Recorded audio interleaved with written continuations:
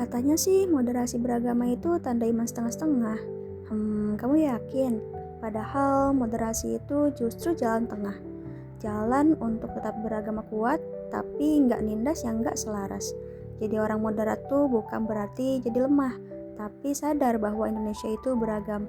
Nggak semua orang harus satu keyakinan, tapi semua orang wajib saling menghargai. Moderasi itu ngajarin kita buat tetap taat tanpa saling berdebat, tetap yakin tapi nggak nyalahin. Ingat ya, moderasi beragama itu bukan ngurangin iman tapi nambah kedewasaan. Karena ekstrim cuma bikin sekat, tapi moderasi bikin kita hangat. Yuk kita jadi bagian dari generasi moderat. Bismillahirrahmanirrahim. Assalamualaikum warahmatullahi wabarakatuh. Halo teman-teman semua, perkenalkan nama aku Risa Nafis dari Prodi Manajemen Pendidikan Islam STAI Inovatif Darul Ihsan. Dengan dibuatnya video ini yaitu untuk memenuhi tugas UAS aku dalam mata kuliah Ilmu Pendidikan Islam dan juga Pendidikan Kewarganegaraan. Nah, dalam pembahasan materi kali ini, saya akan membahas tentang hubungan antara moderasi beragama dan pendidikan Islam, serta bagaimana penerapannya dalam kehidupan sehari-hari. Materi ini penting karena kita hidup di tengah masyarakat yang beragama, terutama di lingkungan pendidikan. Oke, sekarang kita mulai ke pembahasan pertama, yaitu pengertian moderasi beragama. Kalau ditanya moderasi beragama itu apa, jawabannya sederhana, yaitu cara beragama yang seimbang, tidak berlebihan tetapi juga tidak mengabaikan ajaran agama.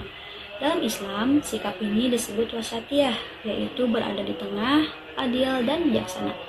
Artinya, seseorang tetap menjalankan ajaran agamanya dengan baik, tetapi juga menghargai perbedaan dan juga keharmonisan orang lain.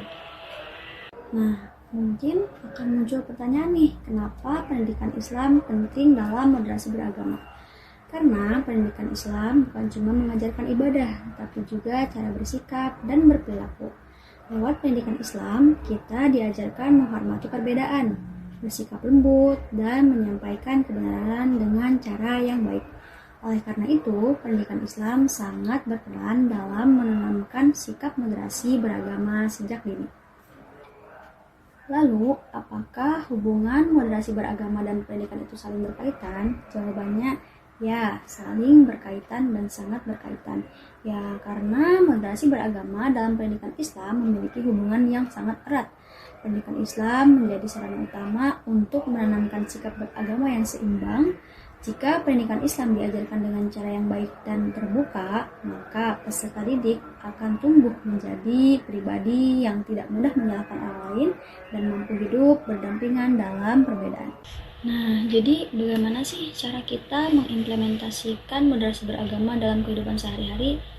Dalam kehidupan sehari-hari, penerapan moderasi beragama dalam pendidikan Islam dapat dilakukan dengan cara yang sederhana. Di antaranya yaitu dengan menghargai perbedaan, tidak memaksakan pandangan agama kepada orang lain, bersikap sopan, menghindari ujaran kebencian atas nama agama, dan juga mengajarkan Islam dengan cara yang lembut dan penuh hikmah.